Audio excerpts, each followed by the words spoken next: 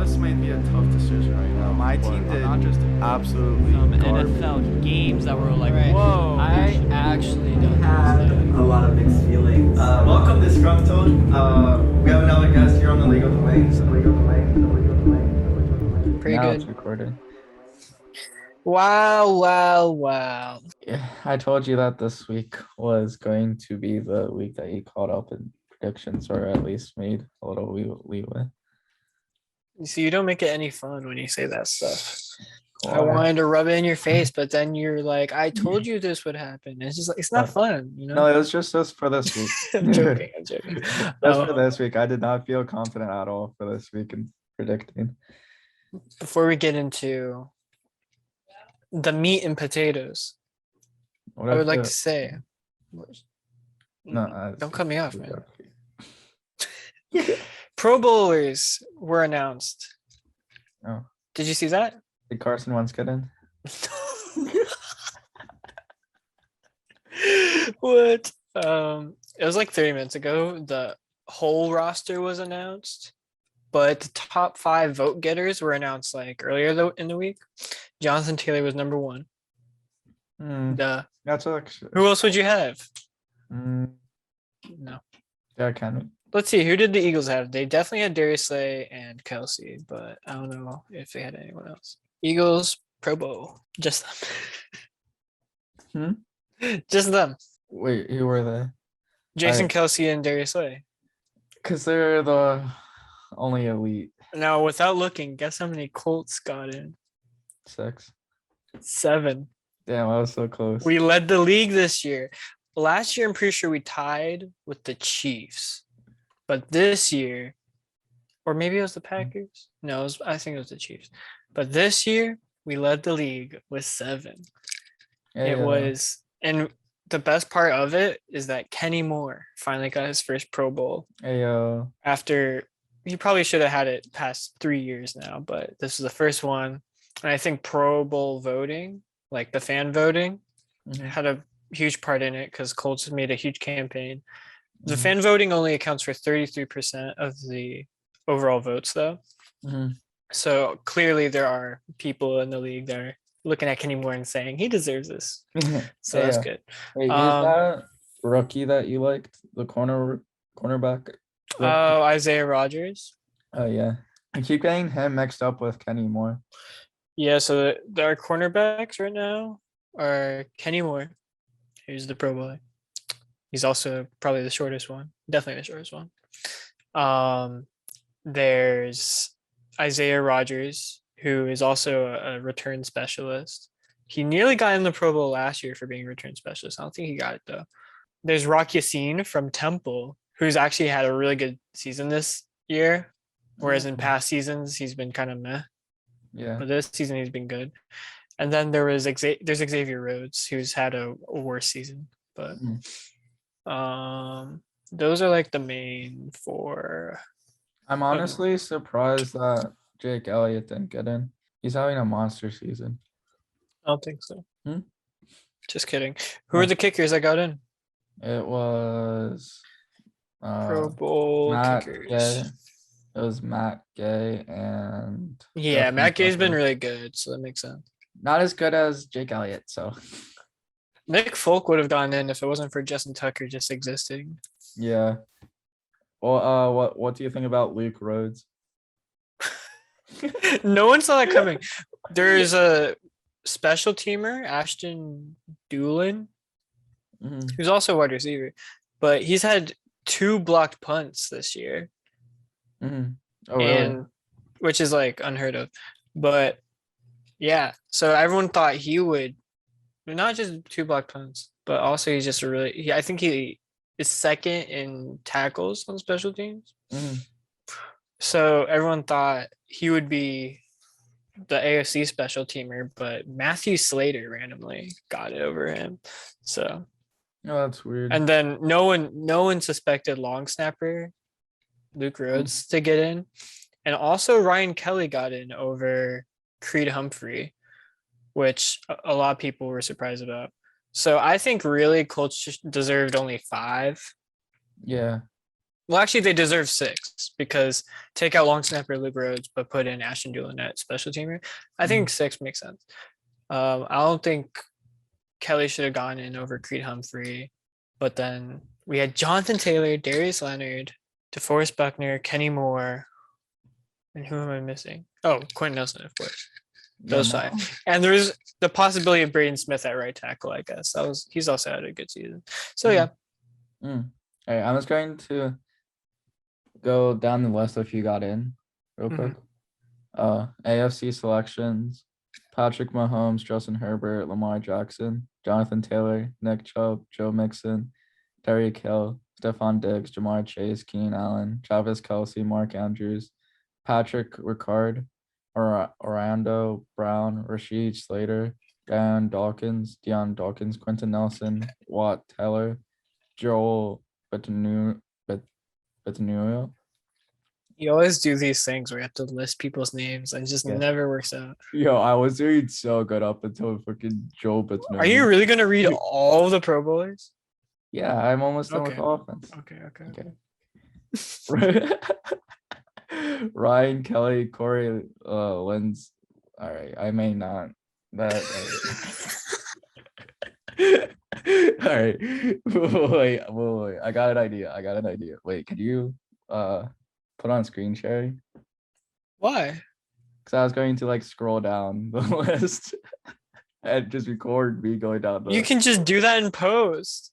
Yeah, but I don't want to spend too much time on post.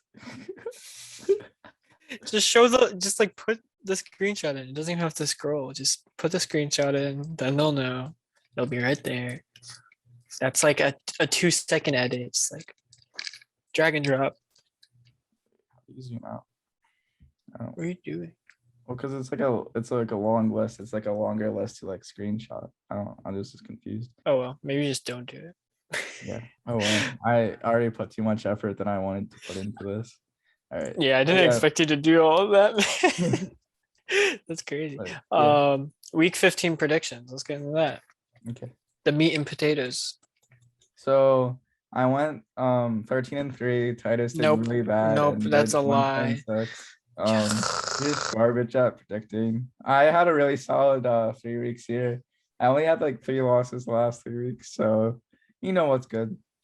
No, I'm just joking. It's completely reversed. That was a reverse. It's Titus who's 13-3 and I'm 10-6. But I'm still 3 games ahead of you. So I'm superior. Hold on, how did we do that thing where we were on the same video? You know what I'm talking about? What do you mean? Hold on. Oh, that was stupid, like Immersive. I found it. Let's do fireplace this time. okay. Why did it I don't like the fact that it like switches us What do you mean switches? or like reverses. Like I was on the right side. Oh, you were? Yeah. I had a vertical, so I didn't know. Don't slouch in your chair.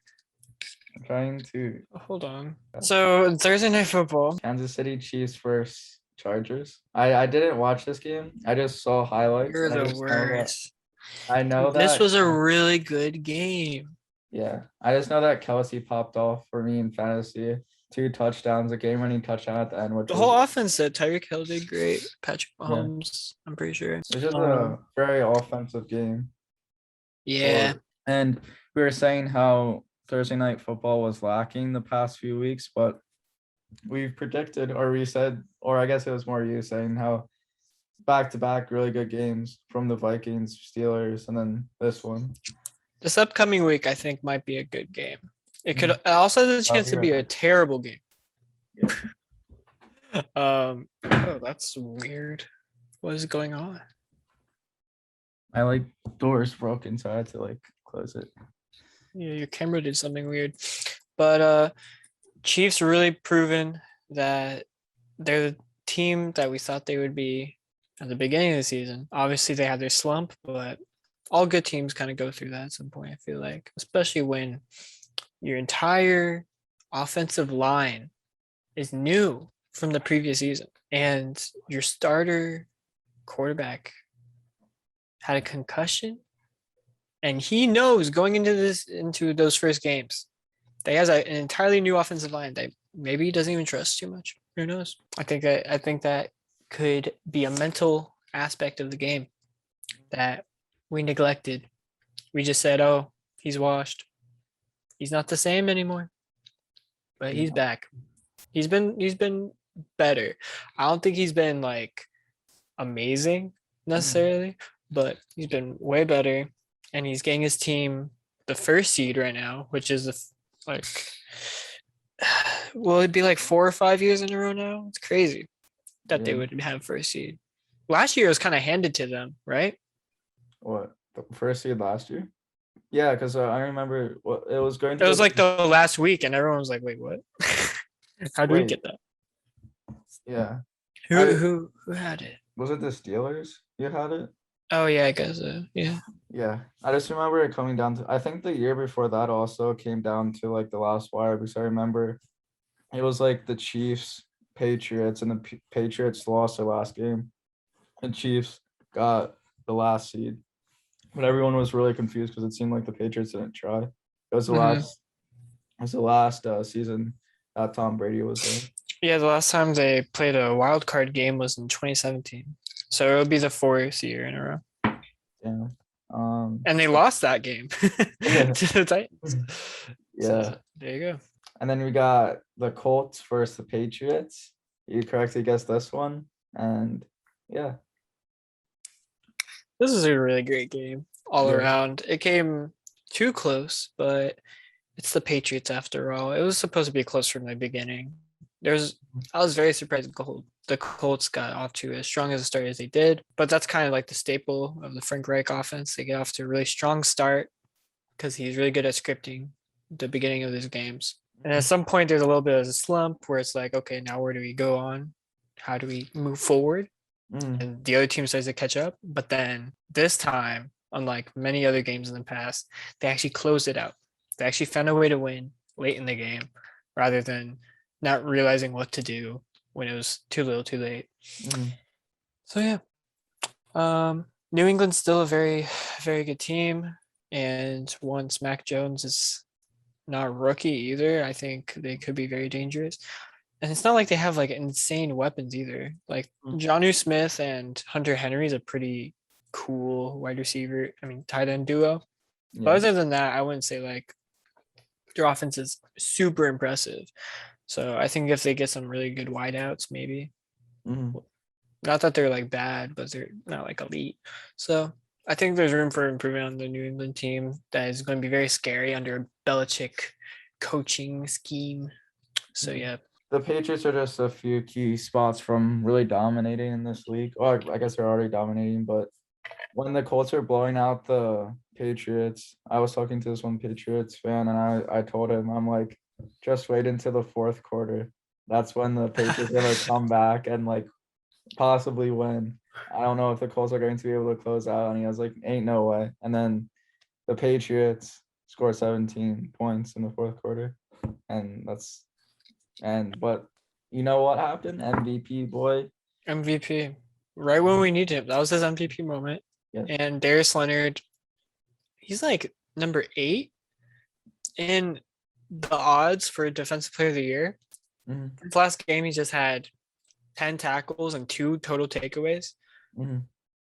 That's crazy. And a forced fumble and an interception. Like, this guy needs more respect. He should easily be a top 3 candidate for Defensive Player of the Year.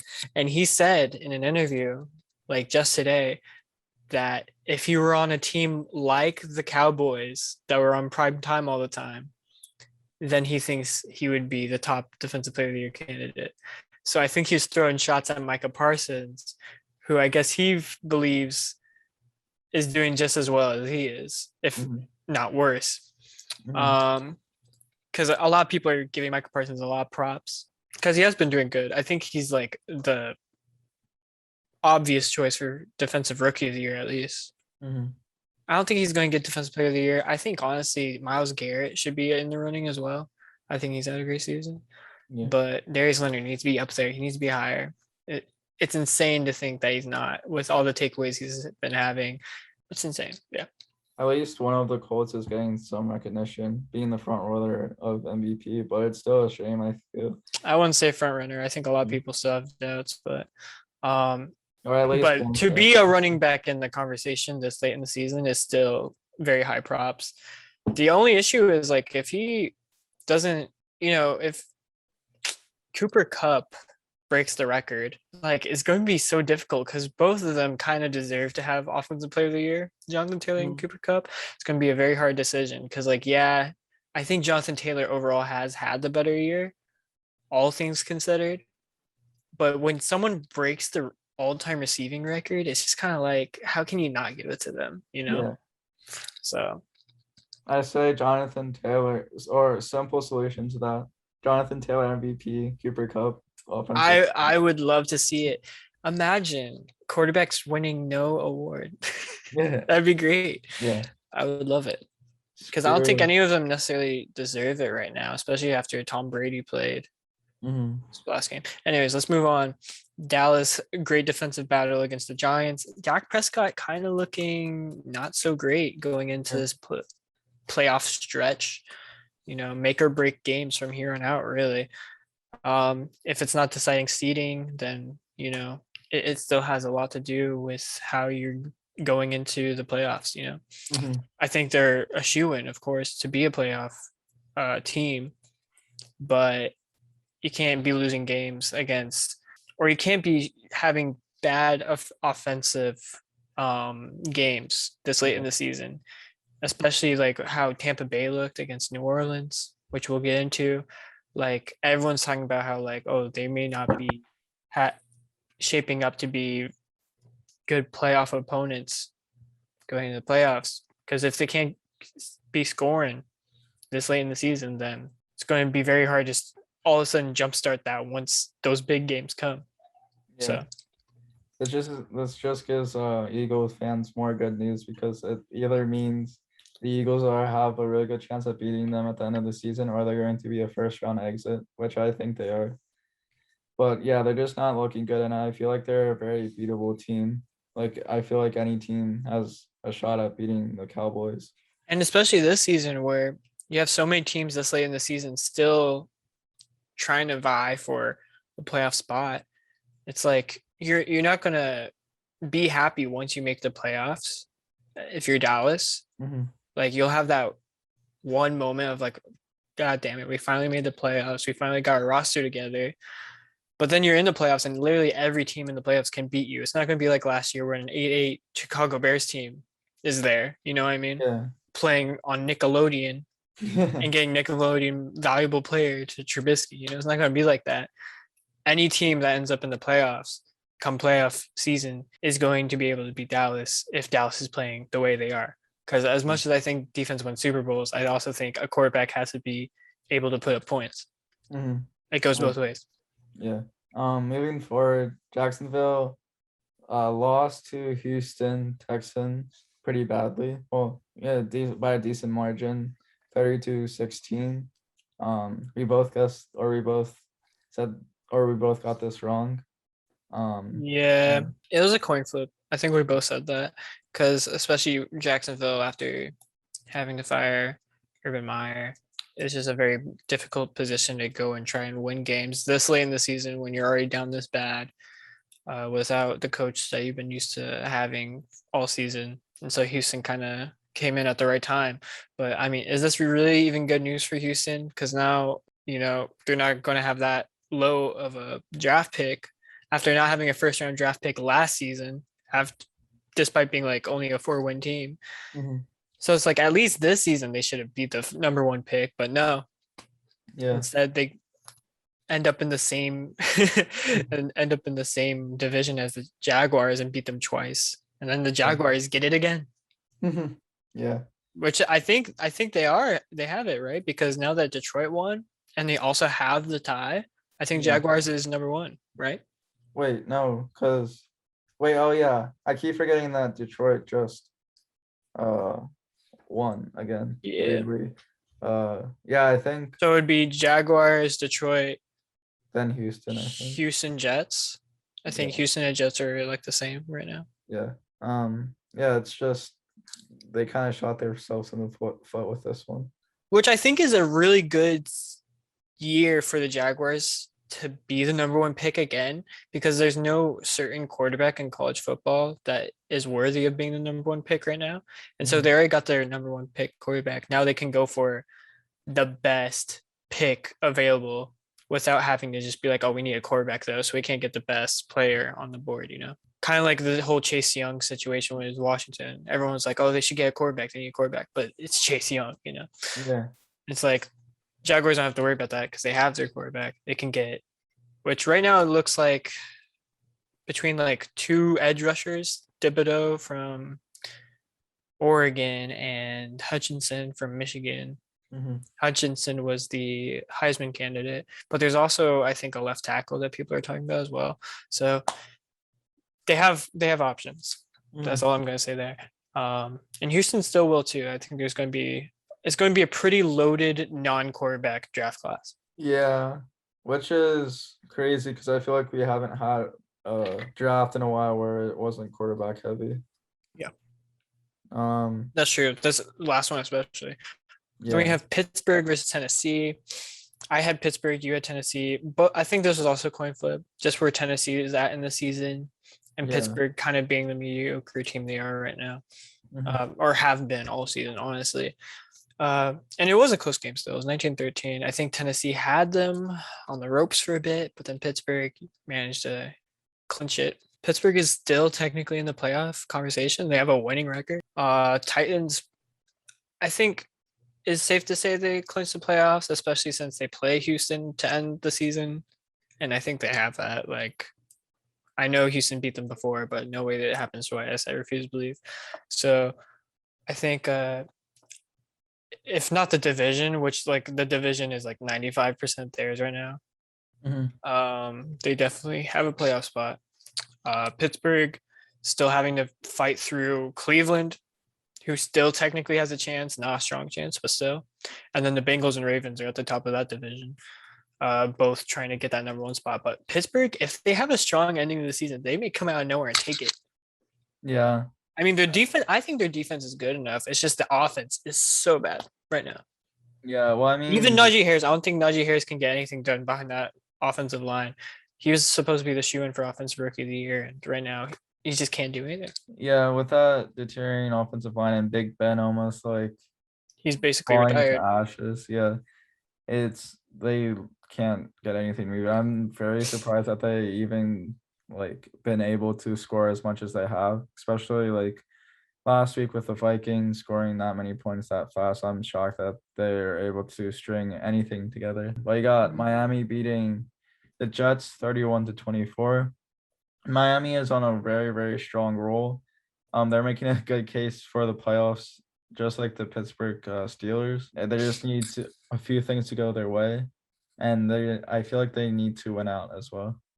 Yeah, Miami is just behind Pittsburgh because Pittsburgh has a tie, but yeah, Miami has 7-7. If they were playing like this to begin the season, then I think they won't even have to be worried about if they're going to make playoffs or not, because I think they've been playing great. I mean, it did come very close to Jets, but they actually closed it out and came back from behind, which is something, if we were to even think about that prospect at the beginning of the season, we'd be like, no way, Miami loses this, you know? But Tua's been playing great. They have a great set of wide receivers right now, I feel like. Gesicki, the tight end, has been great. Offensive line, pretty decent.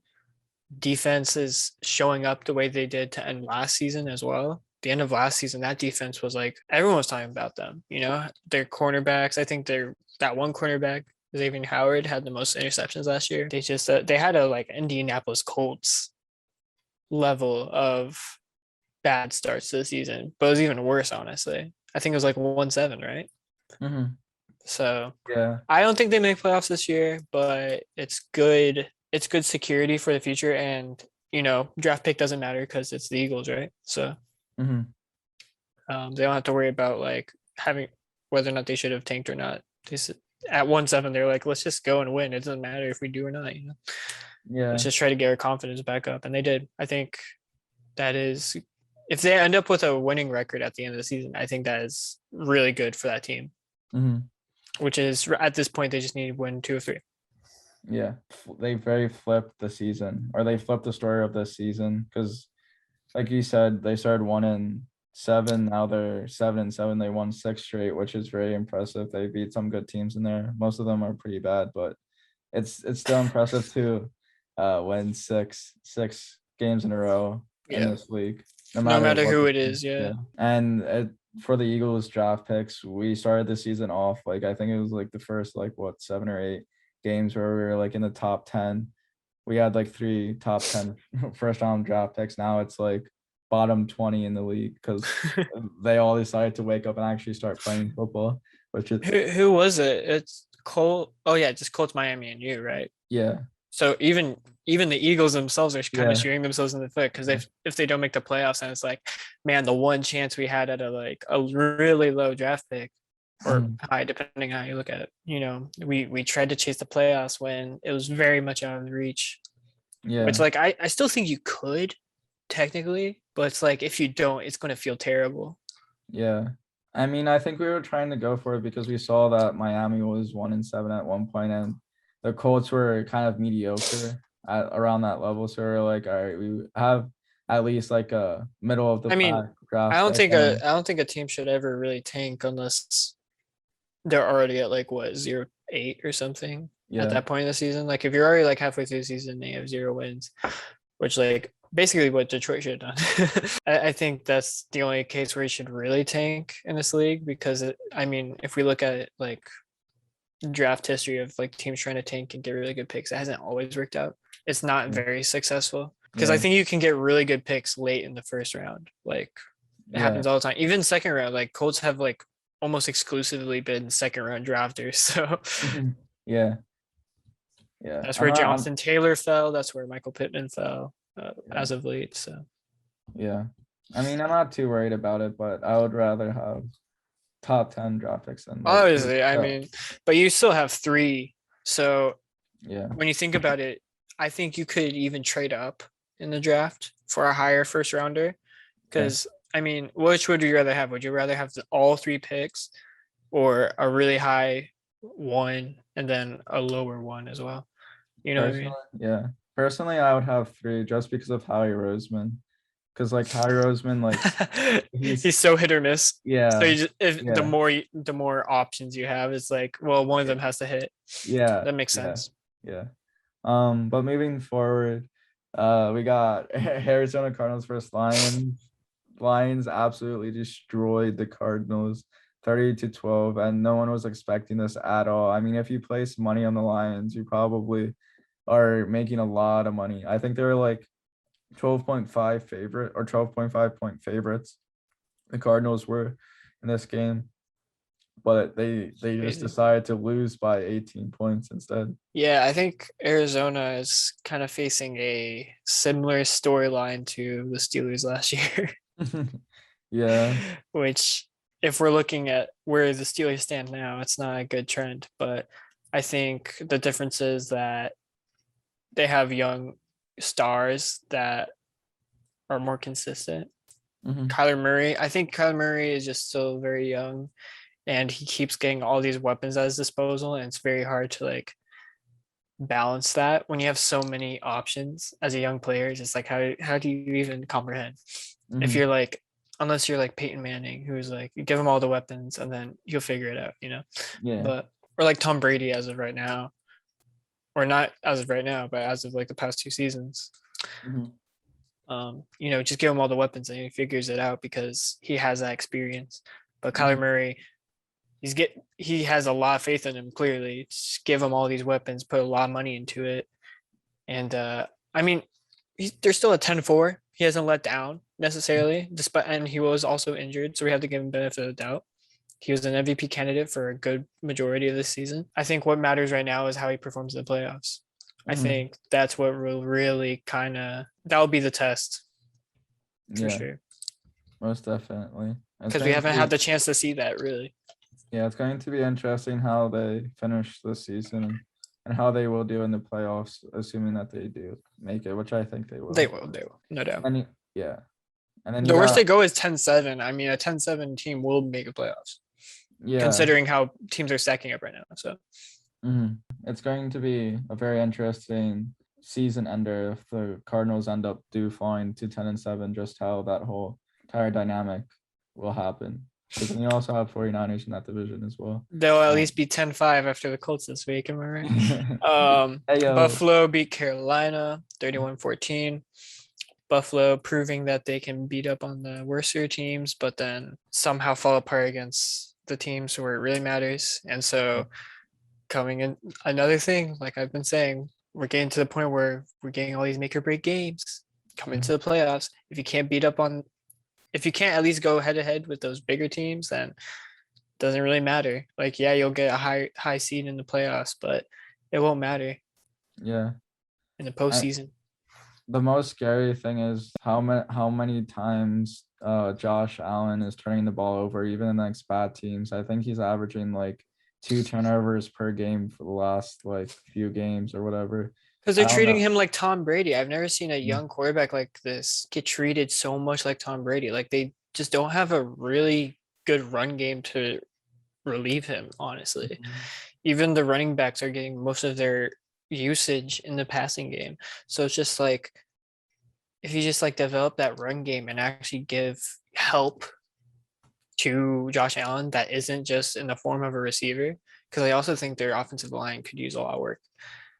I think if you just give a young quarterback that at minimum, he'll be able to actually like put up the numbers you want to see from him, or at least the wins. I think he's been putting up numbers, but it's just like when it comes down to winning, it's very hard under those circumstances. Like he had one amazing season. I'm not going to take that away from him, but you still have to treat him like he is, which is a young quarterback where the team can always get better at being well-rounded. You know? Yeah, that makes sense. Yeah, it's just too much pressure and too much snaps for a young guy like that. Not good news for fantasy owners like I myself, in which is getting a little worried his performance, but it was on the right track though, because his volume is insane. But yeah, I guess with the turnovers, I wouldn't have expected him to be so turnover heavy, but I think it's just a toll of the volume getting to him. Yeah, and it's not even just like interceptions, it's like fumbles too, which is if you fumble the ball, that's pretty bad. It's one thing to have interceptions, but to fumble the ball as well. Yeah, you don't see Brady doing that. Yeah. Well, I mean, I guess you kind of do, but not as many as Josh Allen, I feel. Yeah. And then you got Cincinnati versus Denver. Cincinnati beat Denver 15-10. And this was actually a pretty close game, in which it was kind of, for me at least, it was a coin flip, in which I kind of saw this game going this way. And I don't know too much about it, but yeah, I feel like it's just a tale of 2 mediocre teams playing against each other. I don't know. I think Bengals were clearly better. That's why we ended up going with them. But they actually did get held to 15. I think the offense has been a really strong point for Cincinnati, considering they have Joe Mixon, who has been really dominant as a running back, top 5 rushing yard guy, maybe top 3. I don't really remember. And then you also have offensive rookie of the year candidate Jamar Chase and Tyler Boyd and D Higgins. Like, you have everything you need on offense, and even defense was doing really good against Denver. I mean, Teddy Bridgewater did get a concussion, but yeah, it's just like sometimes I think they're such a young team, they're bound to be inconsistent. But scary going into the future, and they still are leading the AFC North. Well, I shouldn't say still. They are now leading the AFC North. So still they're doing really great, despite their inconsistency. Yeah. And then a little scary incident happened. Teddy Bridgewater was carted off the field. It didn't look too good, because he had to be like situated in like a head harness to make sure like his head didn't move, and he was basically just laying on the field, basically like stillless, which is pretty scary. I think he's doing all right now. I don't know his exact injuries, but I'm glad that he's doing all right. And then you had San Francisco beating Atlanta pretty convincingly, 28-point win there. That- That's how we both saw it going down at Yeah. least. That for 49ers, that dual wide receiver position with Samuel and Ayuk is looking pretty scary. It was mainly just a Debo show throughout the entire season, but the past few games, Ayuk is getting involved, which that duality is really scary, especially with Kittle as well. That three-headed monster is Oh my gosh. not to be This is messed the battle of the Swiss Army knives of Debo Yeah. Samuel and Cordero Patterson. with. Both running back wide receiver types. So Yeah, and I both had them on my team. that's right. But Patterson did absolutely awful. He had like 3 points, so Bummer. not living up to the hype. Next Yes, time they face off, it'll be a different story. Yes. But then you got Green Bay Packers versus the Ravens. This was a very, very close game and a very, very exciting game to watch. Shouldn't have because been close. Tyler Huntley was playing. Yeah, he had two passing touchdowns and 2 rushing touchdowns in this game, I believe, and in which Lamar Jackson has never done that before.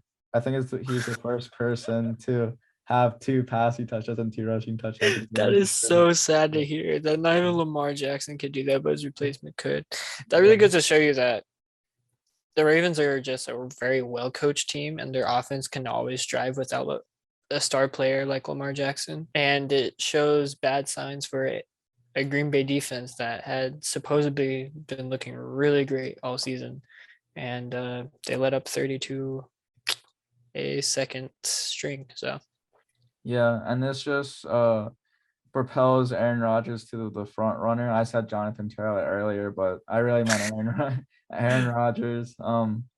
He had 74.2 completion percentage, 268 yards, 3 touchdowns, 3 interceptions, and 132.2 QBR, which is absurd. This 4-game stretches passer rating. or passer rating.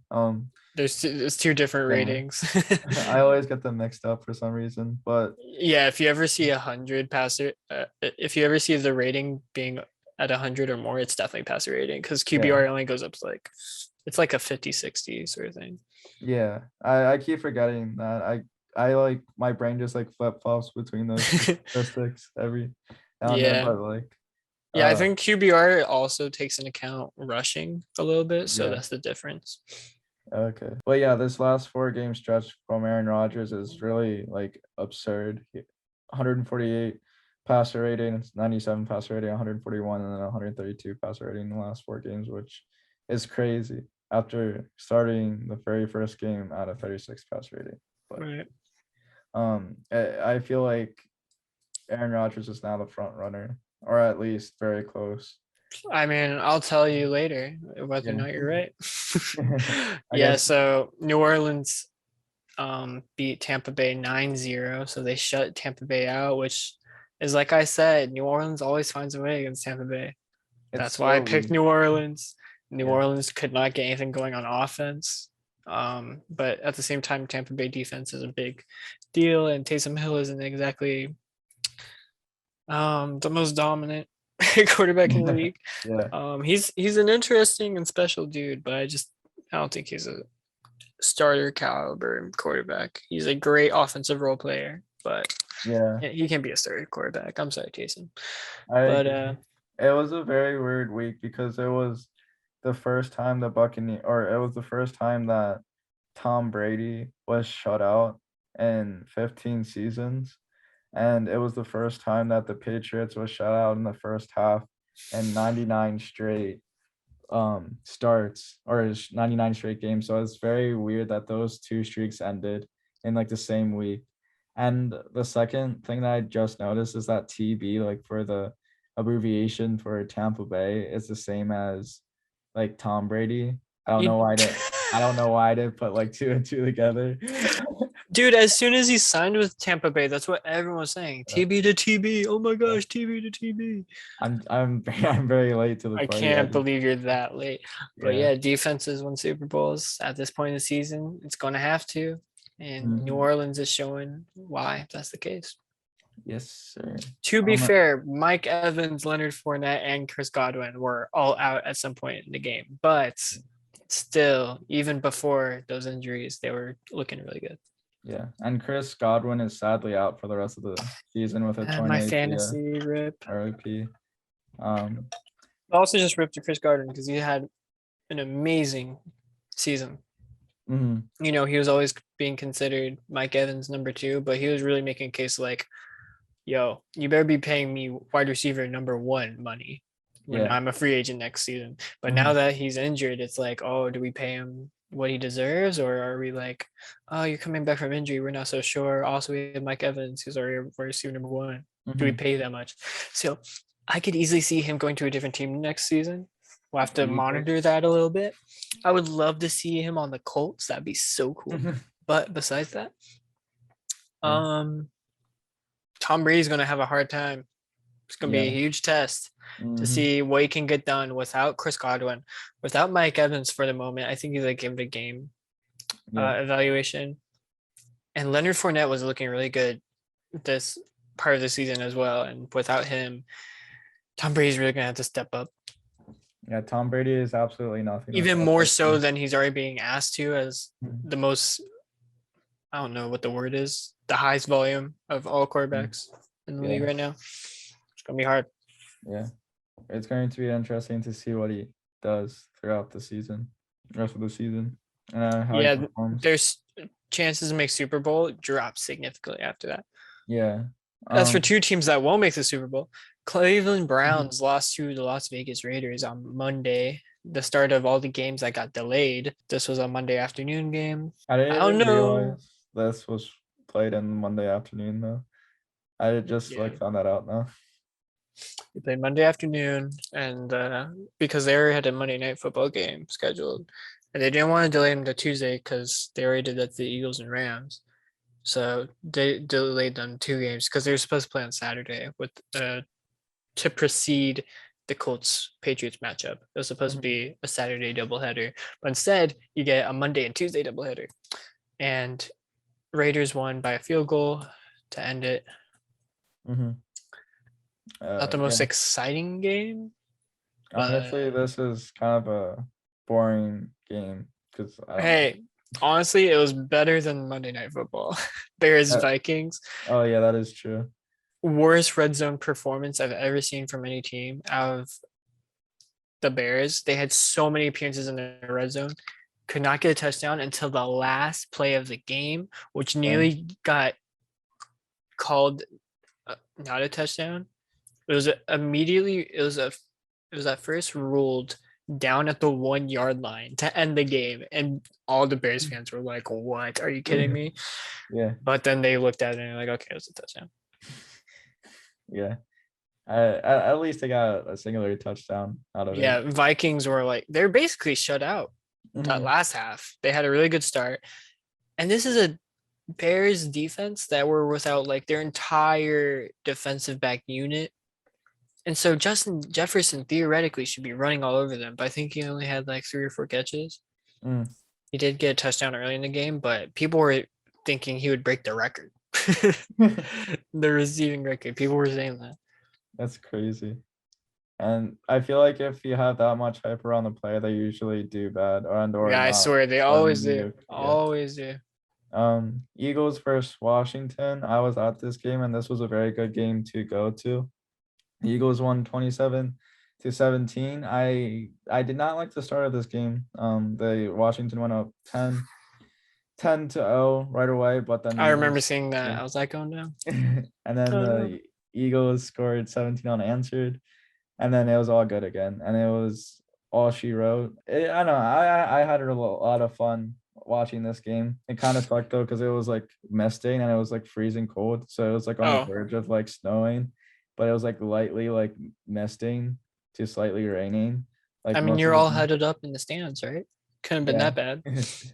But yeah, we were like right on the lower end, so we're like in the open, and it was just like misting and it was like windy and stuff. But this was a very good game to go to. We completely dominated, not completely, but we basically dominated this game, except for the only reason why they got off to a fast start is because it's a Jalen Hurts interception that wasn't his fault, and then he fumbled it, in which Washington got 2 quick scores out of it. I would just like Jalen Hurts to clean up his mistakes. Overall, he had a turnovers good game wise. though. Yeah. The running game we still have a solid running game, and it seems like we can run over anyone. We have like 230 plus Not the rushing Colts. yards, which is really good. And we have like over almost like I think it was 500 over 500 total yards. And Did you play the Bucks this season? We did, but we lost. I'm pretty How sure. how'd you run against them? I will look this up. While I'm looking this up, you can go over the Rams game. Seahawks. Yeah. Cooper Kupp had a really great game and is now back on pace to beat the receiving record. He kind of fell off a little bit during November during the losing streak, but this was one of those games where he kind of shut up the haters who were saying it was only garbage time receptions and receiving yards, and that was the only reason he was on pace. But at the same time, that was kind of the case with Calvin Johnson too, who Mhm. only had like 6 touchdowns that season. So both being thrown to by Matthew Stafford. That's crazy. So that's really funny. Matthew Stafford, I mean, at the end of the day, he can't be mad. You know, Yeah. he helped one of the record holders Mhm. at the And end of the he's day. almost about to help the second, possibly. Yep, Oh. exactly. Like it's not like his record will be taken off. At least Yeah, that is true. he will always be memorialized for helping to the greatest receiving seasons ever. Yeah, that is Even very if he, doesn't get a playoff win. true. Yeah. I don't know if he Um, has gotten a playoff win. I I know don't think he's done. I don't think he has. I know he appeared like maybe once or twice, but they Yeah, didn't end up- I think they did have one magical season where I was like, oh my gosh, they made the playoffs. And then Yeah. it was like, Yeah. So I looked up the rushing stats with the Eagles Buccaneers. This is when the Eagles were anti-running, so it wasn't as dominant as performance. Sanders had nine carries, 56 yards, 6.2 average. Hurts had 10 carries, 44 yards, 4.4 average, and 2 rushing touchdowns, and that's it. So about 100 yards. But I feel like that's still really decent. It's just that the Eagles were very, very anti-running at this point in the season. So they were doing every chance that they could to not run the ball. And I mean, that's how the Colts approached that game as well against the Bucks. They were like, okay, we got passed for 90 straight times. So yeah. Let's move on to the MVP race. also, I will just say that Seahawks looking bad. They have so many star players, but the fact that their offensive line and defensive line are so bad is ruining them. Yeah. This is the worst Wasting entire careers, I would say. Russell Wilson. I'm just joking. But this is the worst season that I've seen out of the Seahawks in almost a decade, I feel.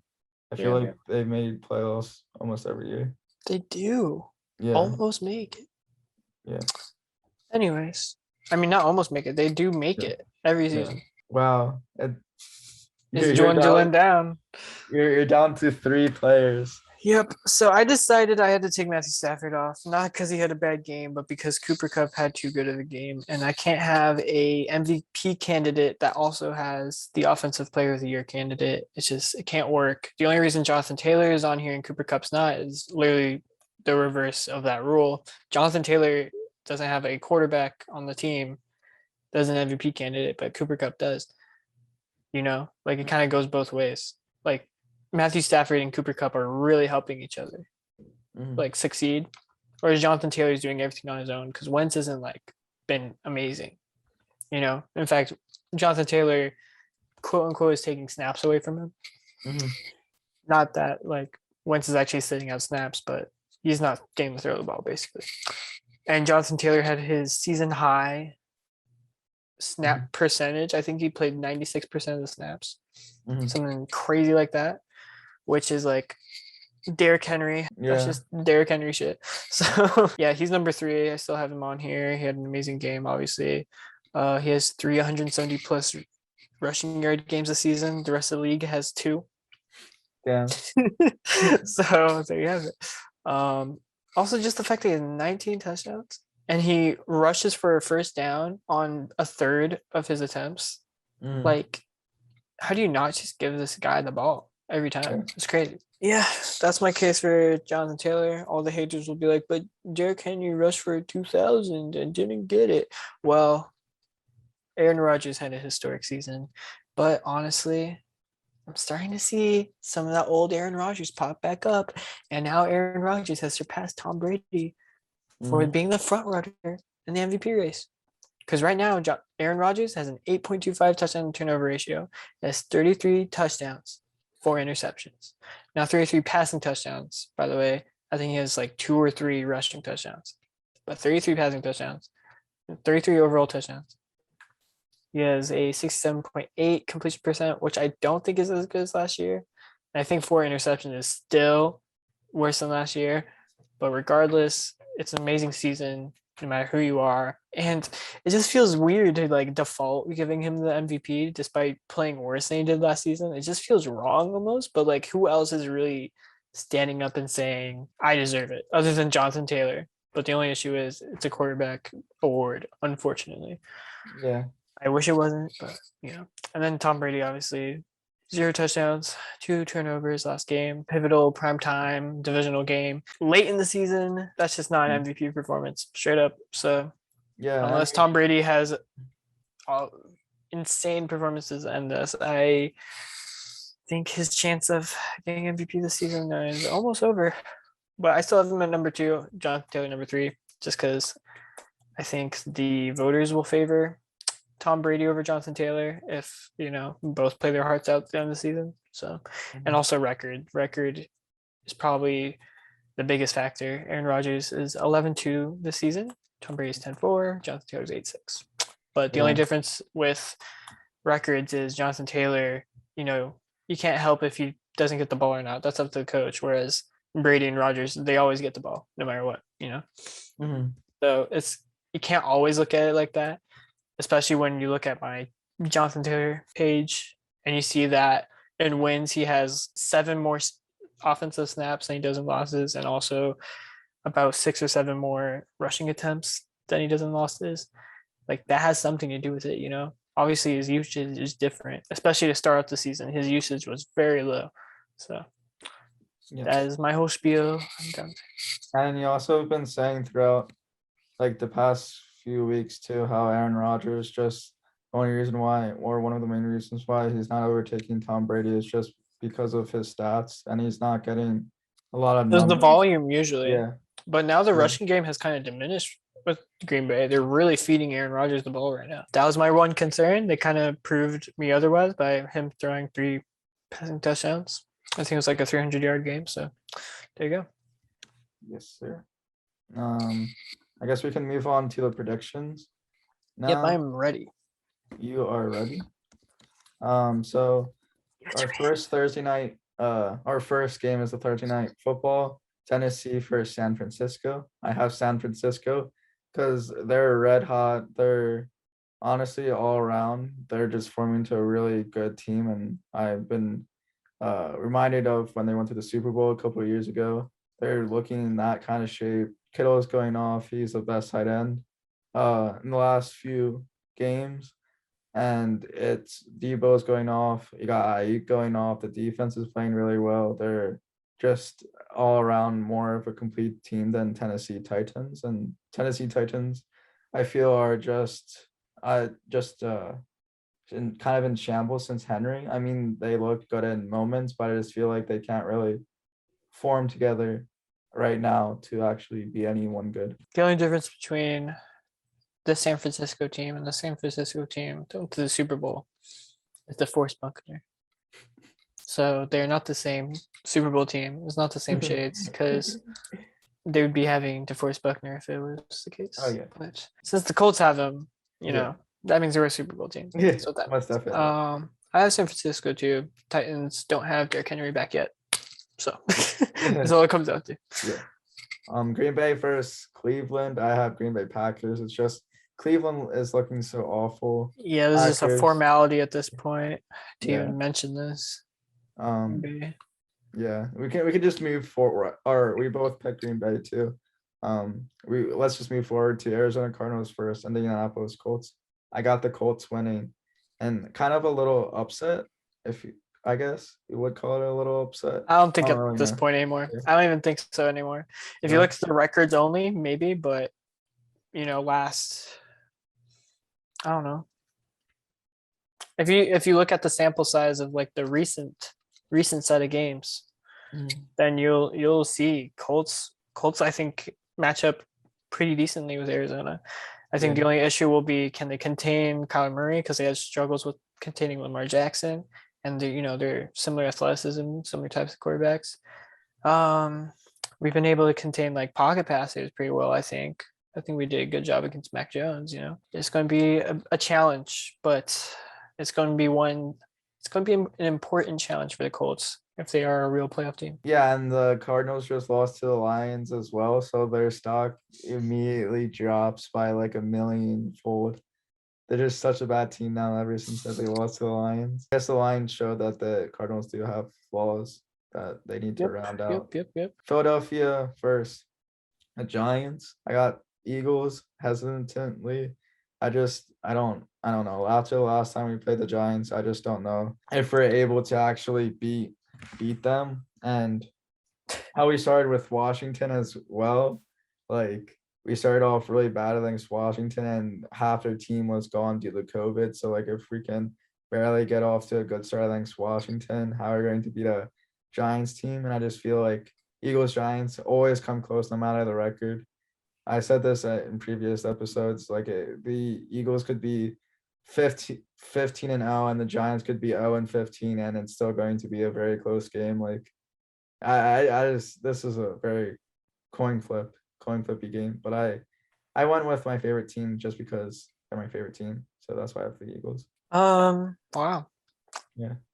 I have the Eagles confidently. I know. You think Because Nick Sirianni is the answer. He might not be coaching this game. That's true. But a good coach prepares their team well enough to succeed without them. Yes. I believe that. Yes. I really believe that if Frank Reich were to miss a game, the Colts would be fine. Yeah. Because he prepared them so well for that game. Yes, sir. He's out due to COVID, but you know what? I think it goes Bill Belichick, Nick Sirianni, maybe Frank Reich, and then Doug Peterson. Okay, but Doug Peterson, I think, will get a coaching job next year. Just looking at how many vacancies there will be, because no way Matt Nagy's returning for the Bears. And then, could you imagine Doug Peterson in Jacksonville? Oh, I really feel so bad. That's going to look so playing weird. against Wentz 2 times a season. Oh my god! I don't. I want it. I want it to happen.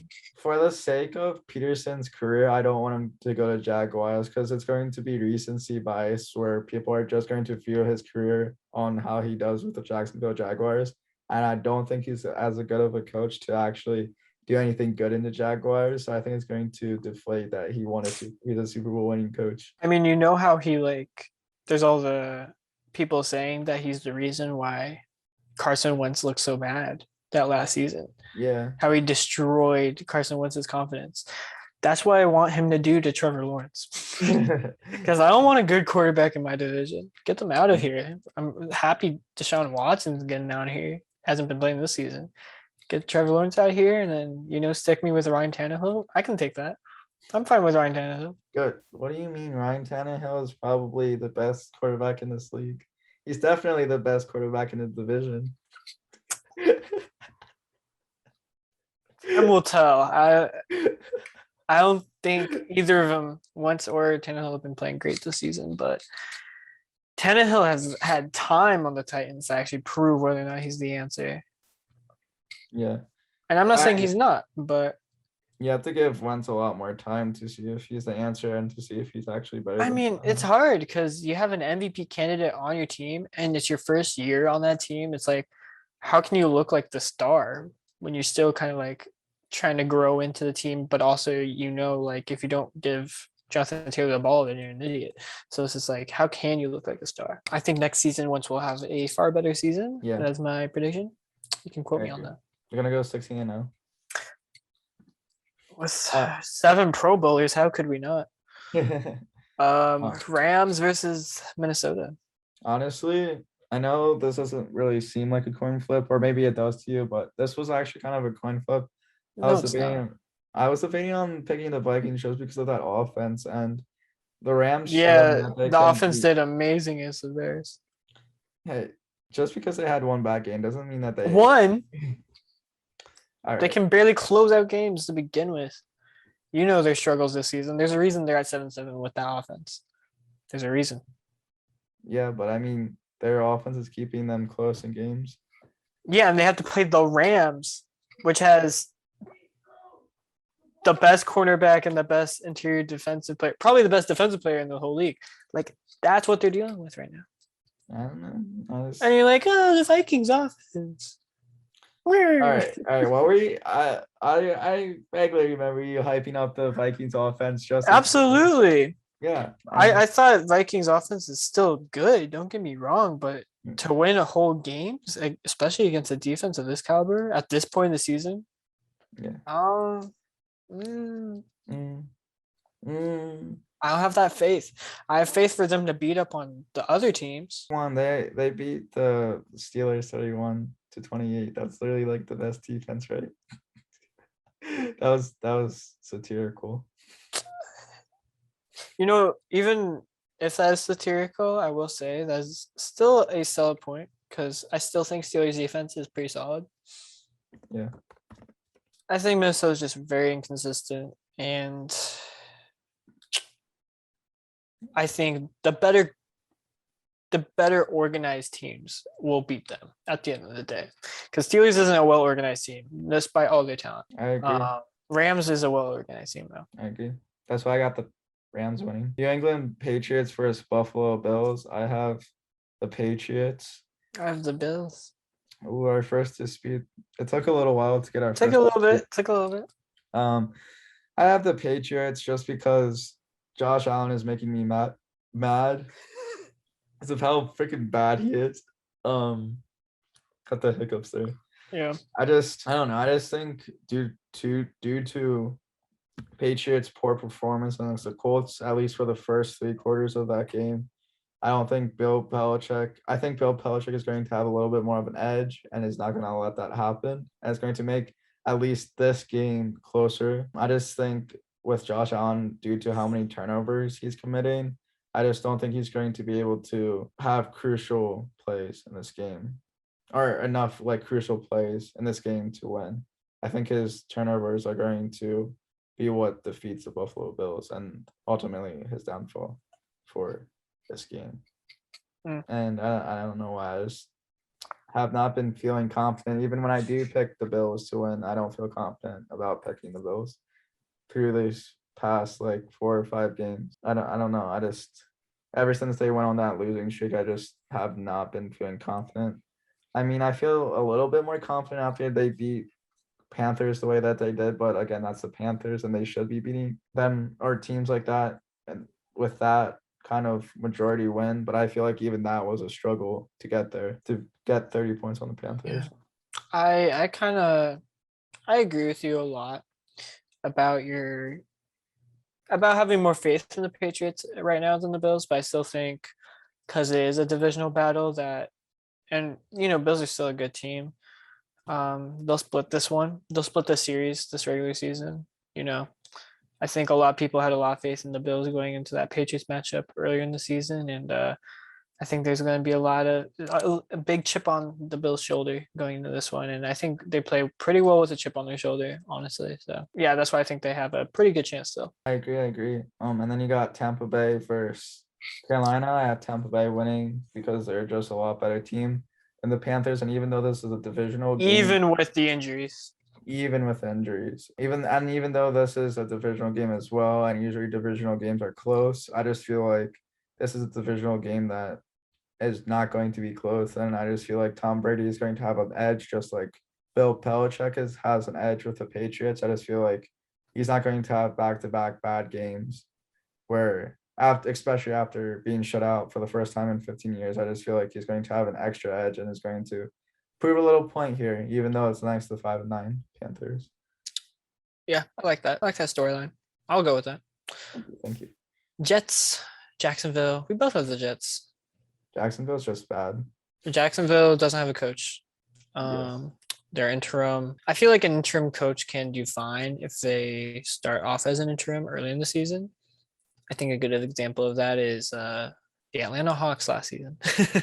But yeah, I just don't think Jaguars organization has a lot of intention of even winning games at this point.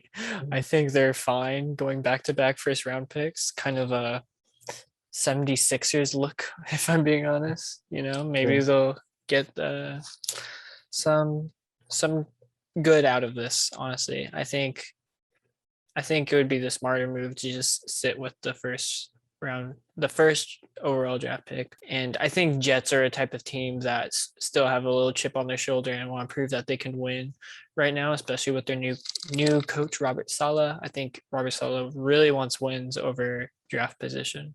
So I think he's going to be playing hard, especially the way they played against Miami last game. They had him on the ropes. So yeah.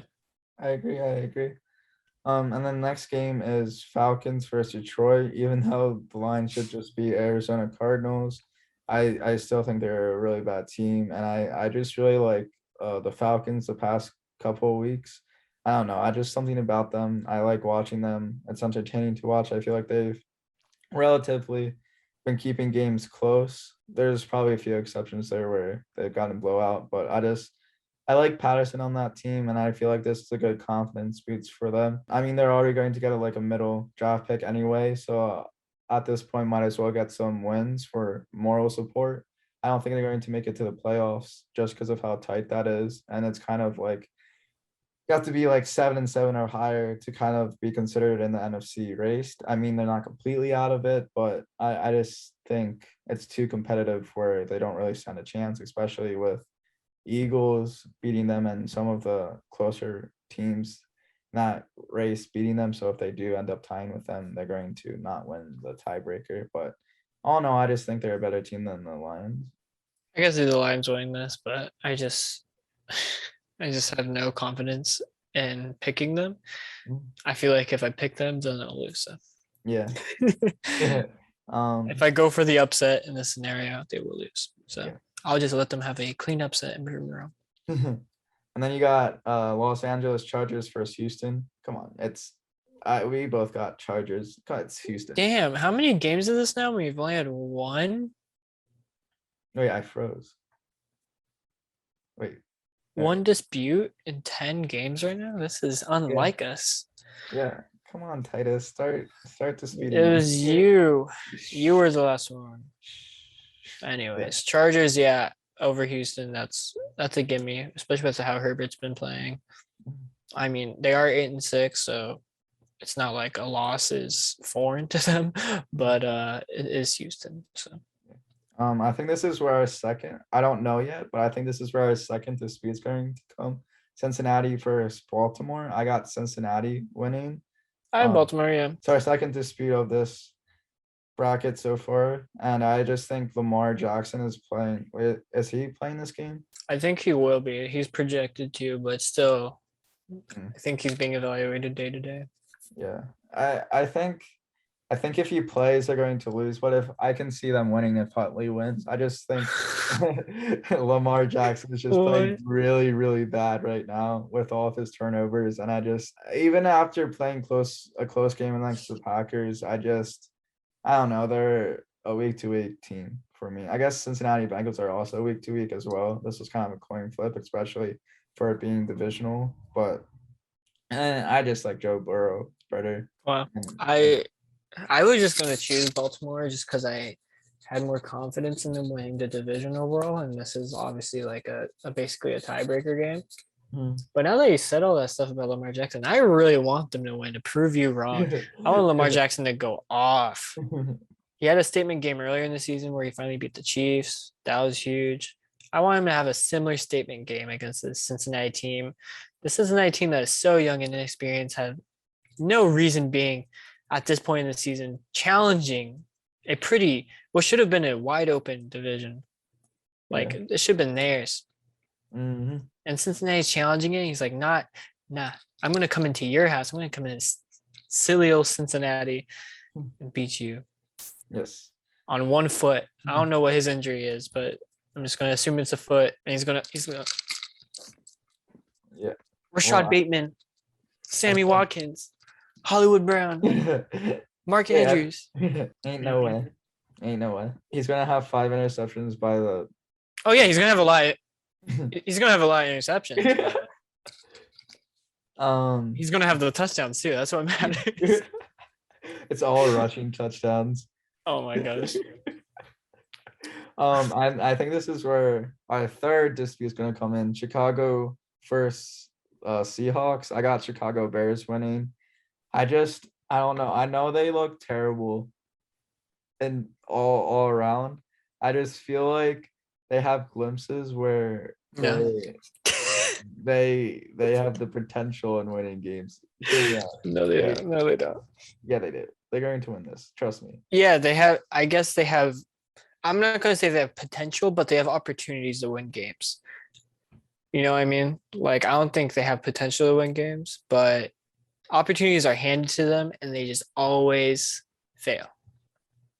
And so I think Seahawks being at this point in the season, having looked the way they looked, this is a solid opportunity for Chicago, but they will still fail. That's the way I see it. Yeah. I don't see it that way. I feel like You're dumb. some luck is going to go toward the Bears' way. Hey, back-to-back disputes. This Yeah. one won't be though. Kansas City Chiefs versus Pittsburgh Steelers. I got It's KC, baby. just KC, Chiefs are all baby. better. They're just way better. Come on now. They're like what, 8? Not 8, maybe 7 win streak right now. Yeah, It's over. ain't no way they're losing to the Steelers They're gonna go all the way. 13-4. Yes, sir.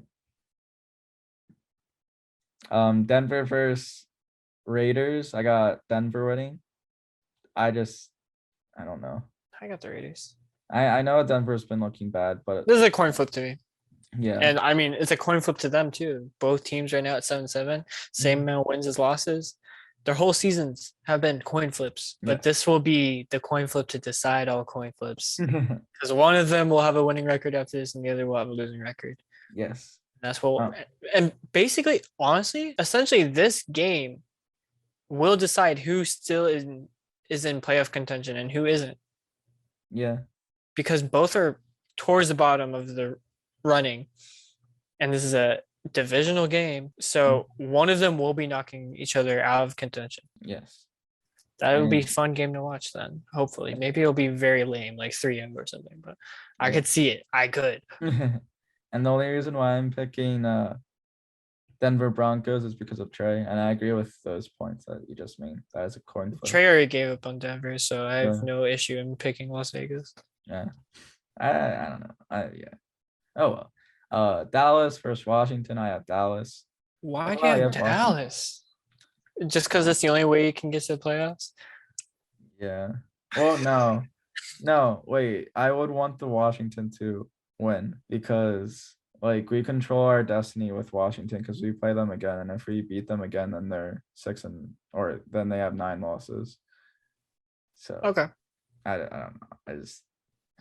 I honestly don't know why I picked Dallas. Because you know there's a better team. Yeah. Say it. Oh, whoa. That was just I can't believe we just got that on video. I'm gonna take it out. He just admitted he just admitted to it, guys. He admitted to Dallas being better. Take it out. I hope no Cowboys fans will listen to this podcast this far because Anyways, New Orleans, Miami. Who do you have? I got Miami. By the way, he said Dallas is better. Anyways, I have New Orleans. So yeah, try Oh, cutting wow. that out. What? Anyways, we ended with 3 disputes: Las Yeah. Vegas, Denver, Washington, Dallas. Dallas, you said was better, and New Orleans, Miami. And I have New Orleans because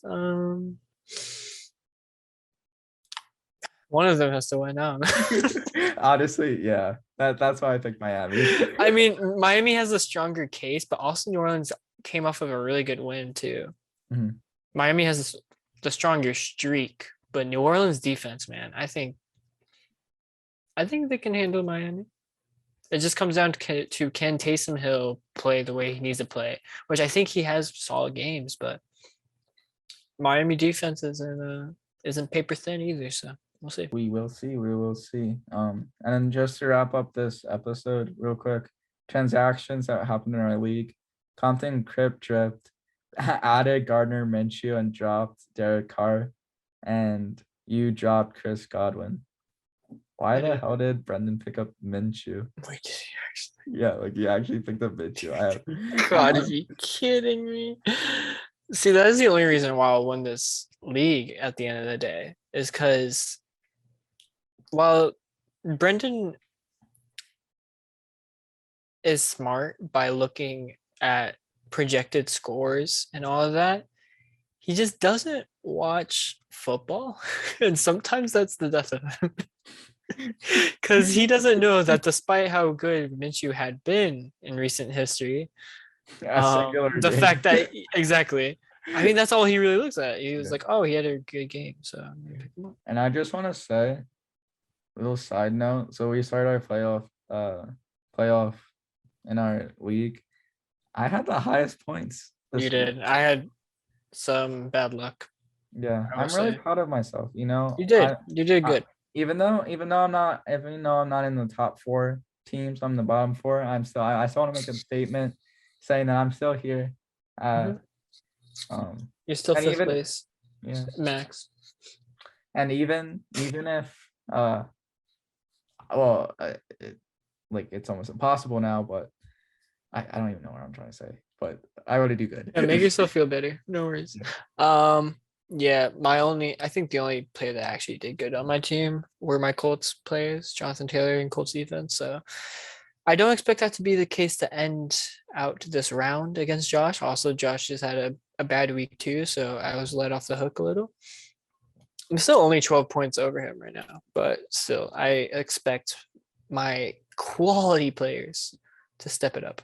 I'm just going to do so good this coming week. It's just going to be. And who do you have, Brendan versus Sophia? Who do you think's going to win that? Because right now it's a 6-point game. Right. Brendan's projected to have 209. Sophia's projected to have 212. So Sophia has a slight edge thanks to her 100+ point week 1 of this round. Who do you got? I'm gonna say Sophia. I got Brendan if he checks his roster and makes sure that he doesn't have injured players in, which I'm sure he will because he's good at that. Looking at he's good at the bare minimum, basically. Yeah, I could see Sophia winning still because she does have the lead right now after all. Yeah, and Brendan just picked up Minshew for some odd reason. He has 2 Eagles quarterbacks on his team. He's making a statement that he's a bigger Eagles fan than you. How do you feel about that? Yeah, I'm pretty sure I have 4 Eagle positions. But you don't have an Eagles quarterback. You don't have an Eagles quarterback. Shut up. Wait, how many Eagles players did I have? So I have 3. 1, 3? No. You have 4. I have 4. I mean, technically, you have like 14 because the whole Eagles defense, that's 11 players at a time, you know. So that is very true. So that's the way I look at it. Yeah. We can end it here. Bye. Wow, I have the defensive player of the year and the offensive player of the year on my team right now. That's crazy. Wow, I have Devontae Smith and Devontae Adams. You have both Devontaes. Congrats. Yeah. And I have to go. No, you don't. End this recording right now. No, I have you. Wait, what time is it? Yeah, it's still like another 2 hours. We gotta record. It said minimum. Okay, 4 so hours. I'm gonna leave in 5 seconds. So Okay, you better end this recording.